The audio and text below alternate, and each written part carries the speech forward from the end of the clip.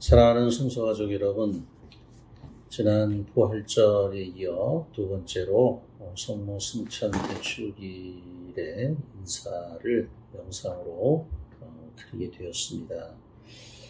성모님을 사랑하는 레지오 단원들이 너무나 좋아하는 성모님의 찬미의 노래로 시작을 하지요.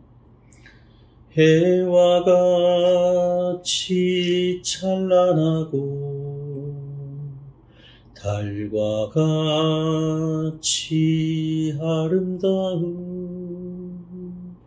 저 여인은 누구신가? 별과 같이 반짝이고 저녁 노을 위에 계신 저 여인은 누구신가? 우리 위해 기도하고 우리 위해 눈물 흘린 저 여인은 누구신가? 식은 태양 덮이시고 어두운 달을 밝히시는 저 여인은 누구신가? 성모여 우리 위해 비르소서. 성모여 이 노래를 당신께 바칩니다.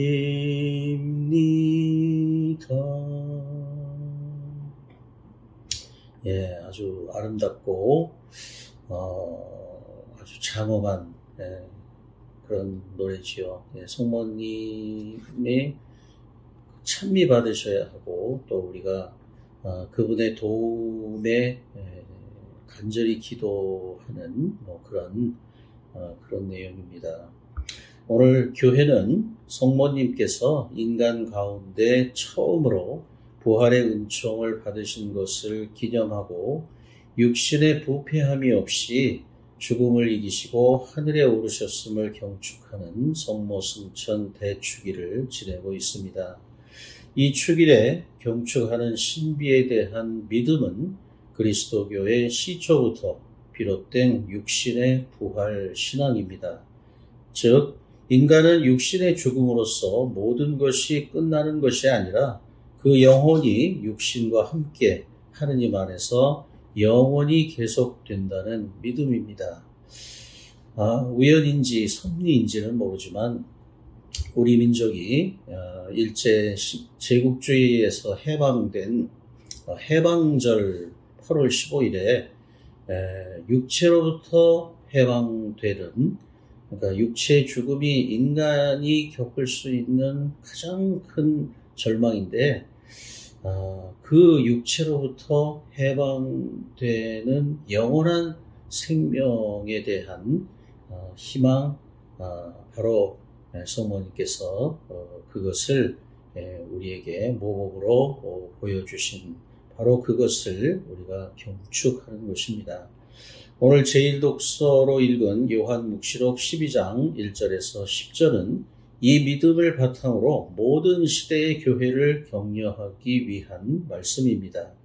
묵시록의 저자인 사도 요한은 박해에 시달리고 있는 그의 신자 공동체에게 그 시련을 극복하도록 격려하기 위해서 하느님께서 당신 백성을 반드시 구해 주시리라는 희망의 표징을 이렇게 설명하고 있습니다.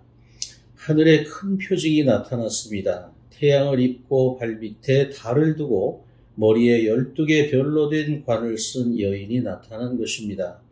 그 여인은 아기를 베고 있었는데 해산의 진통과 괴로움으로 울부짖고 있었습니다. 또 다른 표징이 하늘에 나타났습니다. 크고 붉은 용인데 머리가 7이고 뿔이 10이었으며 7머리에는 모두 작은 관을 쓰고 있었습니다. 이윽고 여인이 아들을 낳았습니다. 그 사내 아이는 쇠지팡이로 모든 민족들을 다스릴 뿐입니다. 그때 나는 하늘에서 큰 목소리가 이렇게 말하는 것을 들었습니다. 이제 우리 하느님의 구원과 권능과 나라와 그분께서 세우신 그리스도의 권세가 나타났다. 묵시록 12장 1절에서 3절, 5절, 10절의 내용입니다. 여기서 여인은 하느님의 백성, 곧 교회를 말합니다. 아기는 쇠지팡이로 모든 민족을 다스릴 뿐, 곧 구약에 예언된 메시아이신 예수님이시고 크고 붉은 용은 악의 세력을 의미합니다. 요한묵시록에서 하느님의 백성인 교회는 하느님의 어린 양이신 예수님을 따르며 이 세상 안에서 악의 세력과 싸우고 있습니다. 여인이 아들을 낳는 것, 곧 하느님의 백성이 예수 그리스도를 낳는 것은 이 세상 안에 예수님의 다스리심을 실현하는 것입니다.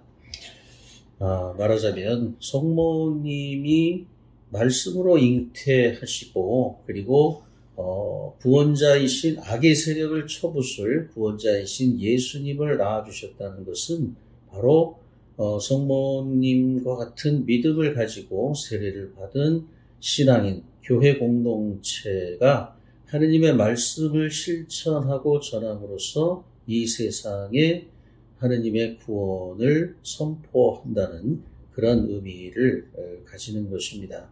우리가 하늘나라의 완성을 기다리며 복음에 따라 사는 것이 바로 그 아들을 낳는 것이라는 의미이기 때문입니다. 오늘 독서의 말씀은 이 세상에서 악의 세력이 우리를 가로막는다 하더라도 하느님께서는 그 악으로부터 우리를 안전하게 지켜주실 것이고 마침내는 우리 하느님의 구원과 권능과 나라와 그분께서 세우신 그리스도의 권세가 나타나게 될 것임을 선언합니다. 지상을 순례하고 있는 오늘의 교회는 아직 그 완성을 향해 나아가는 여정 중에 있습니다. 그러나 성모님은 묵시록에 묘사된 여인의 전형으로서 하늘의 불러올림을 받으심으로 이미 천상 영광에 참여하셨습니다. 그래서 우리도 악이 우리를 결코 이기지 못하리라는 희망을 잃지 않는다면 성모님처럼 언젠가 하늘나라에서 누리게 될 천상 영광에 참여하게 될 것입니다. 오늘 제2독서인 코린토일서 15장 20절에서 27절에서 사도 바오로 역시 예수님께서 죽은 이들 가운데서 부활하신 사실을 언급하면서 이 희망을 이렇게 강조하고 있습니다. 그리스도께서는 죽은 이들 가운데서 되살아나셨습니다. 그리고 그리스도 안에서 모든 사람이 살아날 것입니다. 마지막 날에 그리스도께서는 모든 세상의 권세와 모든 권력과 권능을 파멸시키시고 나서 나라를 하느님 아버지께 넘겨드리실 것입니다. 마지막으로 파멸되어야 할 원수는 죽음입니다. 사실 하느님께서는 모든 것을 그의 발 아래 굴복시키셨습니다. 예수님의 부활로 말미암아 그를 믿는 모든 사람들도 마지막 날 부활하게 될 것인데 성모 마리아에게는 이 마지막 날이 특별한 방법으로 미리 앞당겨 실현되었다는 것이 성모 승천에 대한 우리 가톨릭 교회의 믿음입니다. 즉 예수님을 낳으신 어머니로서 마리아는 하느님의 부르심을 받아 승천하셨을 때 예수의 부활로 말미암은 은총을 미리 온전히 체험하셨다는 것입니다. 오늘 루카복음 1장 39절에서 56절은 예수님을 잉태하신 성모님께서 엘리사벳을 방문하셨을 때 하느님께서 당신에게 행하신 위대한 업적을 찬미하는 노래 마리아의 찬미가입니다. 성모님께서는 엘리사벳이 당신을 만나자마자 외친 행복하십니다. 주님께서 하신 말씀이 이루어지리라고 믿으신 분이라는 극찬에 이렇게 응답하는 찬미의 노래를 하느님께 불러드린 것입니다. 잘 들어보세요. 내 영혼이 주님을 찬송하고 내 마음이 나의 구원자 하느님 안에서 기뻐 뛰니 그분께서 당신 종의 비천함을 굽어보셨기 때문입니다. 이제부터 과연 모든 세대가 나를 행복하다 하리니 전능하신 분께서 나에게 큰 일을 하셨기 때문입니다. 당신 종의 비천함을 그분께서 굽어보셨기 때문에 전능하신 분께서 나에게 큰 일을 하셨기 때문에 나는 보잘것없고 부족하고 나약하지만